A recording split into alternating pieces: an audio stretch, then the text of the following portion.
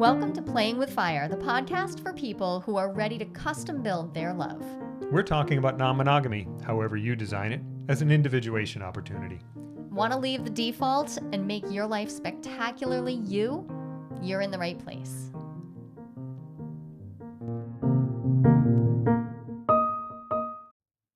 Hi, Jolie. Hey. Want to talk today about something that's near and dear to my heart and is a question that our people have asked us. Why am I struggling to keep my agreements? Have you struggled to keep your agreements? I didn't notice. Okay, I did. Yeah, you have. I have. And I find it infuriating in myself. I like to be accountable, and yet here I am falling short on... I think this has been one of your biggest pieces of shadow work over the last, say, decade.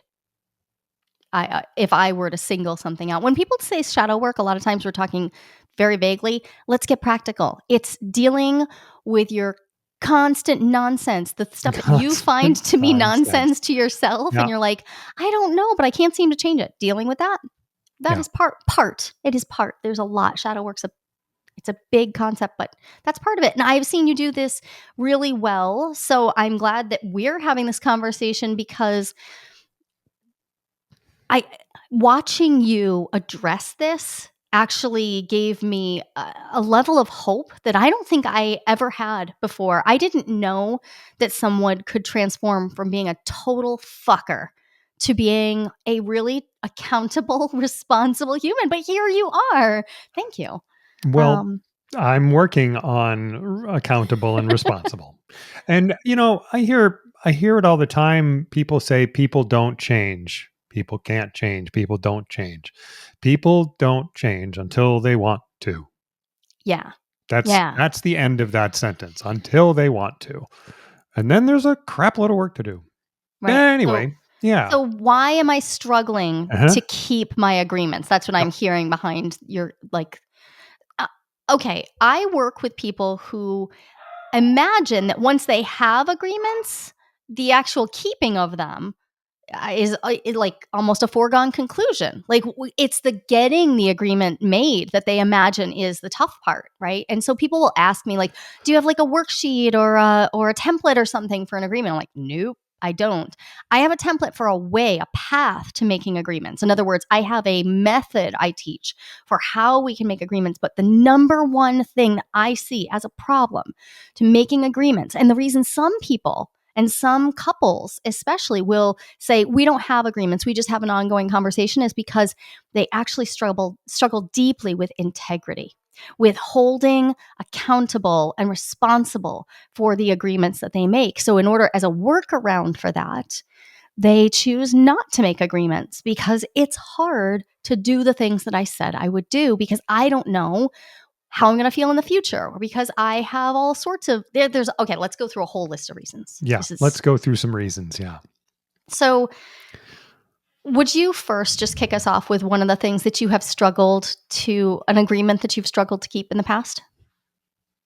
Oh my goodness, it's such a sea.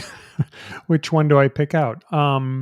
Well, a very common category of agreement is timing. Something is going to happen at X o'clock, and I'm late. So you are the March hare. You are late. You're late for a very important date. That's true. So all of time management we could put under that category. We could put all of time management under that. And then time management, when we start talking about conscious relationships and open relationships and non-monogamy, becomes even more poignant because now we're talking about, are you showing up to your dates on time? Are you leaving dates on time? Are you keeping your word around the timing? Are you keeping your calendar in such a way that you can actually make arrangements with me a suitable time ahead? Or am I constantly just like at your beck and call or waiting for the drop in? There's a million ways that, time management and responsibility and accountability around timing could sound pretty mundane, but it gets really tender, really fast. I realize it does. And I realize as you're talking about it, that it is a significant factor in why I will commit to things that I then don't do. Mm, Cause, yeah. and I'm talking about like daily things like, oh, I'll take the trash out. Yeah, I will. When there's time, and then the time never happens because I don't make it, and then the thing doesn't happen. So it's for me, I notice that I can track a lot of my failures to time management. So, Sidebar. another category of agreements that I hear come up frequently amongst clients is agreements about who they're going to date or who they're Hmm. available for, Hmm. right? And another category that comes up a lot is what what kind of emotional depth are we available for? What kind of social monogamy are we upholding? What because a lot of people are. We're going to do a whole episode on social monogamy, but also what are our STI protocols? Like, what are our Hmm. sexual health conversations? So these are all categories of agreements there that I see people struggle because they make the agreement and then it's really hard in the moment to actually uphold the agreement. But an agreement that isn't Yeah. upheld means that we have to be accountable and we have to do repair. And we have to face the fact that if we break agreements over and over again, it is quite likely that this relationship Yeah. is not actually a safe one for our partner to be in. And they may Right. decide that it's not actually compatible with their needs. Um, I think I have a lot of reasons why this happens. I've been contemplating this deeply for years now. The first thing that comes up for me is the difference between making agreements. Many people talk about your agreements should be based on your values. And I agree with this. Your agreements should be rooted in your values. So, in other words, if I have a value of around spending quality, connected time with people, there are a million ways that I might make agreements that are rooted right at core with spending quality, connected time with people. But we all so so frequently we have values that they are our values. They like if I do a values exercise, I identify them. I may identify a value um, of reliability, say. That doesn't mean that I actually live that Right. value. Hmm.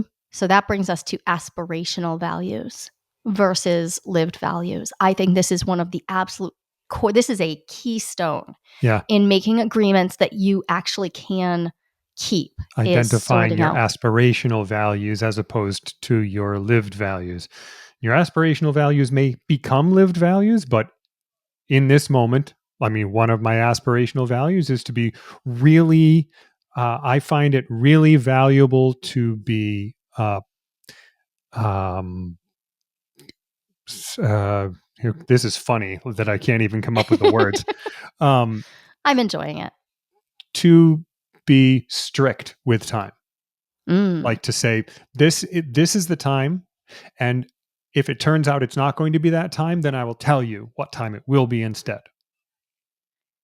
I love that. I think that's important in relationships, in life, in everything. And I suck at it. And I have a looser hold on time, but also like I don't feel the need to be. I would never describe my experience of it as I need to be strict with time. And yet my innate timeliness is such that I am rarely late for things. Yeah. And I am rarely out of communication. If I am late, I'm communicating about it. And I live that without ever thinking about it. I am at the phase, there's there's a trajectory. Oh gosh, I have to pull up. I can't think of who it is, but I am at this stage of unconscious, lived awareness Yeah. of this. I can just act from it. You're at the stage of conscious awareness. You have started living into that value of holding your agreements around time, but you're far from perfect about it. It can And be, if you're not comfortable with failure, it's a fairly uncomfortable place to be. So, because being conscious of it means being aware of the times that it doesn't happen that way. but you've moved out of the phase of being unconsciously Mhm. unaware. Like I remember when we were first romantically connecting, we'd already been friends for years and years and years. And I knew that you were the kind of person who You was always already late knew because, about that. Yeah. of course, I did. I mean, you literally never showed up to a homeschool event that you weren't late to, or Yep. you didn't have some excuse, and you always had reasons, Mhm. reasons. And you would show up to we ate dinner together like 3 nights a week at least. You late, late, late, late. You were late for Christmas breakfast 3 years running. You were the last people coming through the door. And I love Christmas breakfast. Right. You loved it. I mean, let us come back and revisit the story of the bowl and the eggnog sometime, but that's for another moment. Okay. That's a good one. It's a good story. Okay. You were unconsciously unaware. You didn't even know that that was a problem for your relationships, but Yep. it was actually damaging your friendships because at the time I was married to someone and you were very, very close friends with him. And that man will be early for his own funeral. He has never been late to a single thing in his life. I have never witnessed it. I love that feature of him. It's one of my favorite features of that person. You two were at odds about this and it was damaging your friendship, but you were unaware of it. Now, Yep. later, I saw you pass into an awareness of like, okay, now I'm aware it's a problem, but I don't want to accept it. And this is a really pivotal Mhm. point. Mhm. This is where we might talk about the Yeah. shadow work aspect. I am aware that I'm shitty at this thing, but I don't actually want to. Like, I don't want to look at it. And I definitely don't want to look at it regularly because that's Mhm. really uncomfortable. And I don't know how to do it. Now I have to be aware of how I am not good at this. Yep. Being aware of your own suckage is not pleasant, and it's a necessary step on the path toward improving something that Yes, it you is. actually want to be better at. Yep. So, as we're talking about aspirational values, I actually when I have people do values exercises, I ask them to take that next step of like, okay, so now you've come up with your values. Which ones do you live? You live so inherently, they are your blood. You could not be separated from them for any reasons. Which ones are you working on? And you've been working on them for quite some time and they're solidly in your wheelhouse. You've got them. And which of these values is actually a huge stretch or perhaps even a golden shadow for you? So, golden shadow material, this is all of the qualities that a human might have that are ostensibly from the outside, they seem like things that you would want to be. So, responsible, beautiful, intelligent, competent, all these different qualities, and you can have values based around these. But these might be things that you are incredibly challenged to actually inhabit, but you do have a seed of them. You have a seed, you want it, but you're like in an inner war. I can't claim this part of me. So Mhm. I'm in an inner battle because I see you. I see you like working with this feature of yourself, this desire to have a timely nature, to be responsible, to be accountable, to be reliable. There's the word, reliable, reliability.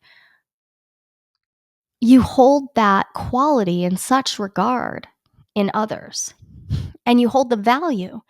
But I also see you struggle now as you're starting to gain confidence with it. You struggle to own it. And you're like, you still say, like, oh, I suck at reliability. Even as we opened this episode, I heard you sort of like really, you were down on yourself, right? Or Yeah. you were like, Right. no, I'm not good at this. And it's a True, but also not true. You're much, much better than most of the people who I date. Like that's much. that's So, crazy because I still have this imagination of myself, and it's a tricky spot to be in because I want to continue getting better. And I know one of my personal foibles is if I think I'm good at something, I will often stop working on it. At which point, something that hasn't become, like you said, that thing you don't even think, you just endemic. live that. It's Yeah. just endemic. Um, yeah, until it gets to that point, I find that those things attenuate, they start to fade. Like, oh, I was starting to get a handle on this reliability thing. Oh, I'm good at it. And if I stop paying attention to it and thinking that there's room to improve and thinking that I want to move into that room to improve, I might slide back. And this is where I think, like, the concept of golden shadow and the concept of this conscious, like being conscious and aware of the work we have to do, they can overlap. Because yeah, I don't want you to leave reliability in your golden shadow. In other words, as something that you never claim, because in Right. fact you are quite reliable these days. However, I'm with you, and I have observed it. It was in the summer through fall of 2022. We were in an ongoing argument, Yeah. because you would overpromise and underdeliver.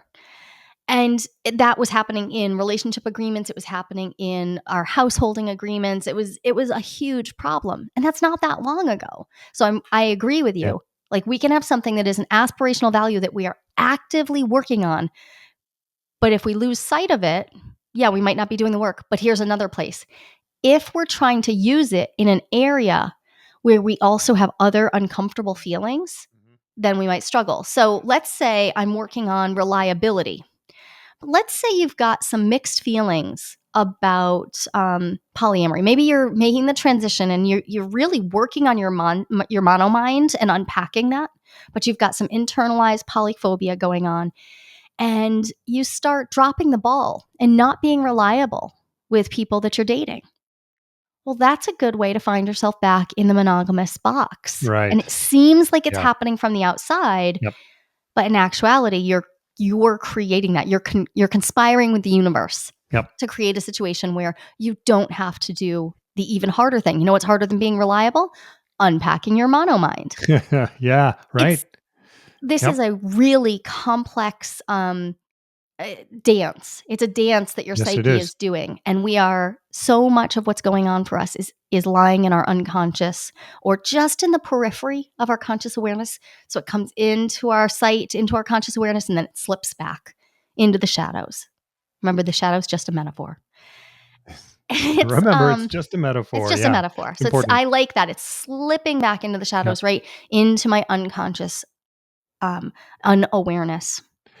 There's something else that keeps me from, uh, that has kept me from keeping agreements, from making these changes, and it has to do with, as I characterize it in myself, laziness. But I think it's more complicated than that. It's more nuanced, which is that, okay, I'm going to get reliable. I'm going to do the work of being reliable, and I'm going to learn how.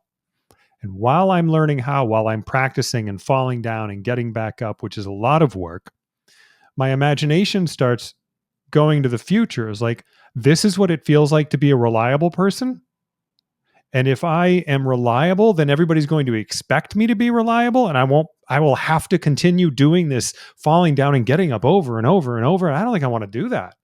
So I don't think I want to set the external expectation that I'm reliable after all. And that's all happening on a subliminal level. Yes. That is not a Yep. conscious, like, thoughtful, planned out. That is on the, No, like, it's oh, that is a protective mechanism of, protective mechanism, and and this is it's where weaponized incompetence lives, mhm, right? It's not always in super, like, maniacal, like, I'm trying to hurt you with this. The nope, word weaponized can sound like it's very thoughtful and conscious, but our subliminal, like, you know what? If I'm just bad at this, if I don't show that I can yep, do this, I can get out of it. My and I father can get taught out me of it. that. I remember him naming that the best way to get out of a job was to do it badly when I was like 5 years old. Doesn't seem like something you'd want to tell a 5-year-old. Well, it's so funny because it was part of my training to Yeah. be a woman. He was Mm, training me to expect that of all people, gendered I men, see. and Mm, to just expect it. It was going to happen. And he hated it in coworkers and loved it at home. Loved it at home. And then I like, this is, decades. This is 40 years before the first time I ever heard the phrase weaponized incompetence. And I remember thinking the first time I heard it, like, damn, my father was really good at noticing psychological phenomena and absolutely shit at doing anything about it. mm, And it's upsetting from here because if you can notice this stuff, you yeah. have the potential to change any of it. So I appreciate that you're naming how that might come from a sense of laziness or just not wanting to work on stuff or wanting to just, like, go with the flow. I just don't want my relationships to be work, or I don't want being to be work. But what if we rephrase that? What if it's not work? Mhm. What if What if living into your values is literally all there is to being alive? Like, what if that's Yeah, all there is? right. Um, It's not work, so it's just it's just showing being. up, being there. There's another really big one. So I want to add a third thing, and this one might get a little. There's a lot of names we could give it, and this is something that when you and I have made agreements, we've struggled around it a lot. We struggled right away, and I've had several other partners who I have struggled with this So which one is this? people pleasing, Yeah. fawning, an over promising things that you're not actually in alignment with. You don't have your own sense of, I am doing this because I am doing this for my own reasons. You don't have your own why. And there's so many different ways we could talk about this. I recently saw Marika Heinrichs from Wild Body Somatics talked about how fawning and appeasement are different nervous system states, and I appreciate that. But the desire to convince someone that that you're on their side and that you will do what they want, you'll comply, right? Compliance. It is, when she's talking about compliance, she was talking about like recruiting the social engagement system. This is a deeper conversation. We can go into it more next time. But when I am trying to convince you that I will comply, when I am trying to convince you that I am in agreement, I may be self-abandoning. I may be absolutely self-harming even. So let's say I agree. Let's actually keep it simple. The timing thing. Let's say you agree that you will come home from a particular date at midnight, and then and that's going on. Maybe you're coming home, but you're coming home around midnight. And let's say you meet somebody who you're really into, and now you're not consistently coming home at midnight. At first, it's little bits. It's like 12:30, 1 o'clock, and then it's I don't really know, and I don't. I start to experience you as not holding that agreement. But what if you never come to me and say, so what I want has changed. So that's I how the people I pleasing want comes into it. overnights, I see or that. I want to be out till 2, or I want this person to come here and sleep here. Whatever it is, we're going to Hmm. change. So whether it's people pleasing because you actually agree to something you don't want, or whether it's just that your actual wants change over time, this is really hard because I understand wanting to be in accord with someone, wanting to make an agreement. But these are the agreements I see not kept. They're the agreements that wind up becoming a constant source of fighting, or even a sense of like, one person starts taking the moral high ground because the other one's constantly breaking agreements. Um, it's You have to develop an awareness of what you actually want, what you actually want to be doing. And then you have to be willing to claim that in the face of a partner maybe not being in agreement with that yet. That's the Yeah. negotiation. Differentiation is the ability to know what I need, want, and desire, and then to share that with my partner in the face of either their discomfort or my discomfort. So And so I'm if I'm practicing it, I'm going to get better at holding my agreements because I'll have agreements that actually align with what I want. yeah, that's what I was going to say is so that the agreements, one of the reasons you might struggle to keep agreements is that you're making agreements that you don't want to keep. Like they don't come from an authentic place in yourself. Right. Yeah. I currently see this most frequent around um, agreements about the depth of relational connection. So I have lots of people in my world who are like, one of them wants what they call full polyamory. They're like, I want to just be able to make my relationships with new people. I want to be able to have some privacy there. I want to be able to lean in and let those relationships develop of their own accord.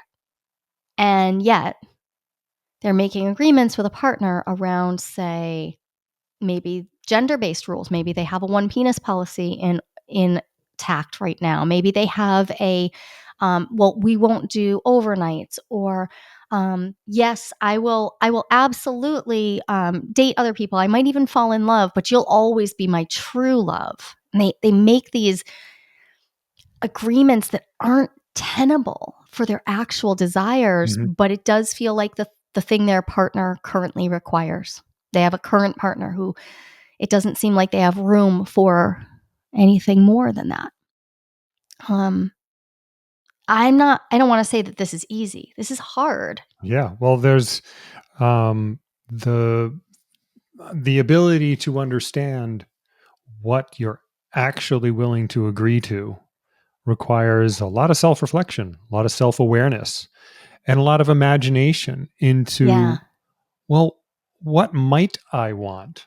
I struggle more than I thought I would in this domain. My imagination works pretty well in a lot of different places, but when I'm thinking about what I want, I'm imagining up new things that I might want, it doesn't work as well. Well, interesting. I noticed that your imagination works. I find it's like a hyper functional imagination. You think of all the things you might want and you're flooded with Yeah, ideas, okay. and then you can't see, like, it's just too much. And this, I mean, this happens when we try to have sex. We go to have Oh, sex. I'm yeah. like, what do you want to do? And you're All like, the things, everything. all the things. Yeah. Everything. I'm like, okay, Yep. well, we don't have time for all that. Um, So but it's an unbounded, unconstrained imagination. And the constraint is important, as we know from alchemy, to their need, and from child rearing, there need to be boundaries. There need to yeah. be a context to to filter all that magical, impossible stuff out. Right, and to filter out what maybe you're not ready for. Hmm. So, I my story of shifting from monogamy to polyamory is just ridiculous, because I went from total monogamy, no idea that I could ever have access to anything other than monogamy because I barely even knew anything else existed, to living in a triad within 45 days. That's ridiculous. I would not recommend it to anyone. It was a mistake. I would take it back if I could. That was just 100% the wrong thing. And I don't mean because of the people I was living with. I mean, because I didn't know who I was. Hmm.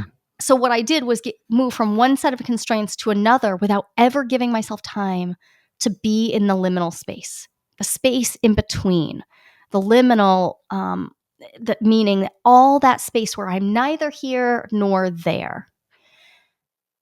If you are struggling with an imagination, if you're struggling because you don't know exactly what you want, it might be that you are currently in a liminal space where you're like, well, I'm just trying out these ideas. Okay.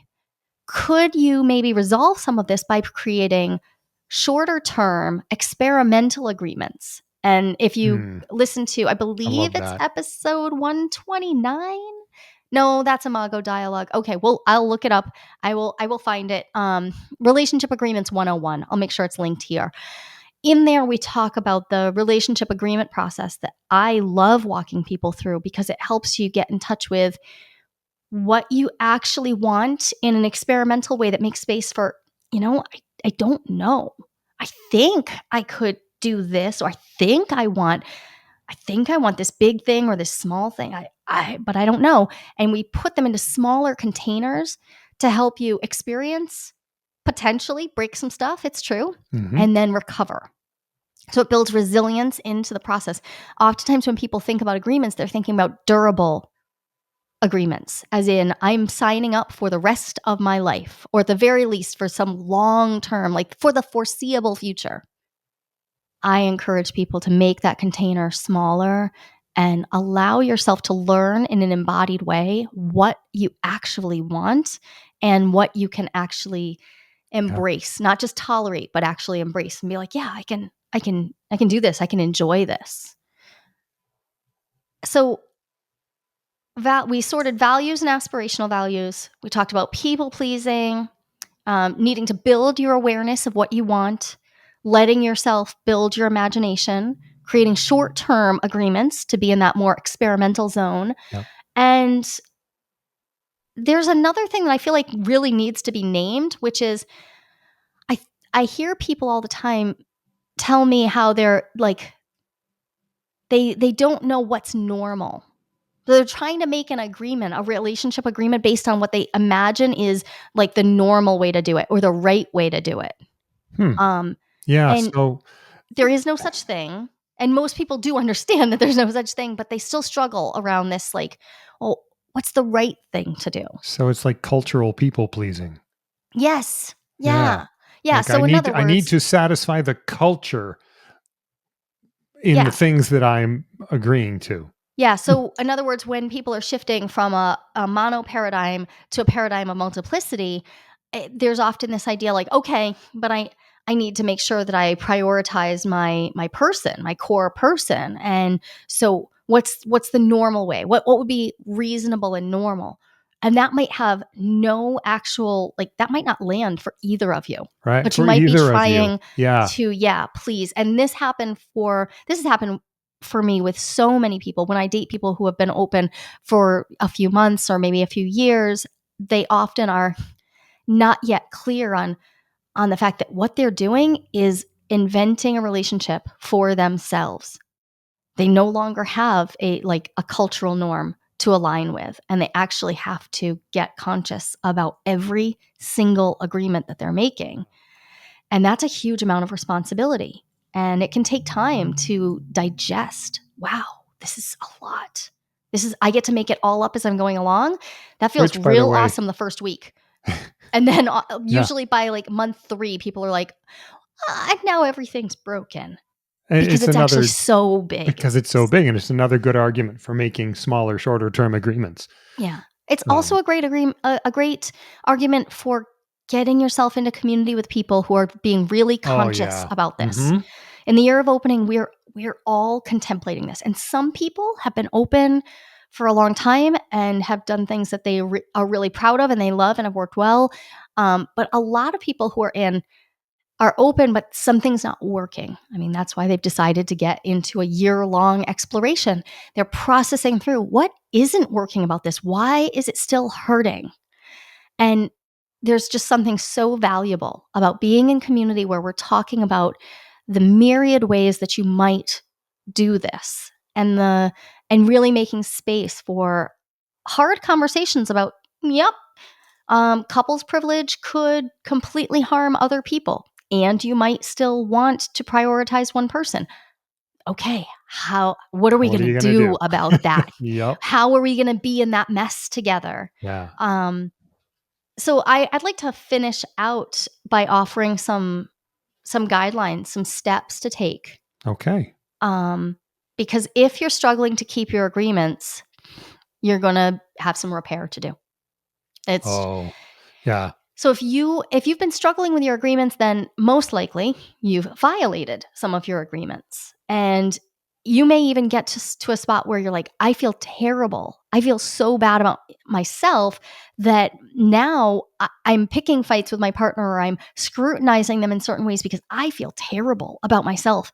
Right. And so I'm projecting onto them that they will be terrible and they will break agreements. And Mhm. Mhm. this is where I would like to remind everyone that non monogamy, if you choose it to be, can be an individuation path. Individuation is not about hyper individualism, it is about actually being in relationship with others as your authentic self. And so if you're finding yourself continually violating agreements, great, then you've got plenty of strong individuation Yeah. material to work Right. with. So I would encourage you to get clear on what are your apology and accountability processes. I like to use an apology and accountability ladder for that. Um, what what is the core way that you are going to handle repair? Like, what are your tools? What are the actual things that you're going to do? We've talked about repair before. Some people need repair through words, but many people need repair through actions. How are you going to demonstrate repair? How are you going to maintain the fact that saying sorry is not enough and making excuses will always undermine your future agreements? So these are really important things. And if you're continually breaking agreements, and it's because of that people pleasing function. If that's where you really like, you were like, oh, Jolie nailed it. That's me. I'm over promising. Then I would like to offer you this, and maybe play it back before the next time you sit down to make an agreement with a partner. Um, First, take time to regulate your nervous system before you make the agreement. Get into the most Oh, grounded state you very good have the advice. capacity for. Um, Create some brave space. So do some co-regulation with the person that you're making an agreement with. Co-regulation can look lots of different ways. It can look like eye gazing. It can look like back to back, sitting with someone and breathing. It can look like turning on some music and dancing together.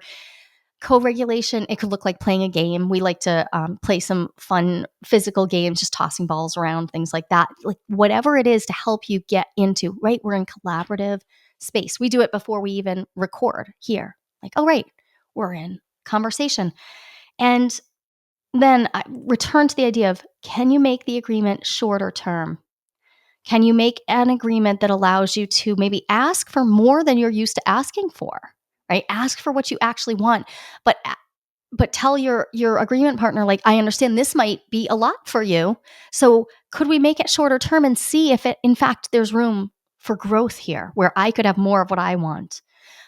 And since this might be more than you want, maybe we could try it out and find out. Could we be in that wondering space, in that liminal space together? Um, those are the steps that I would ask anyone to take on if you want to try again and do this better. That's how. Thank you for that. Identifying that you struggle to keep agreements. I'll speak in I statements. Identifying that I struggled to keep agreements was its own work. Just to imagine myself as someone who wasn't good at something that I had just built into myself that I was.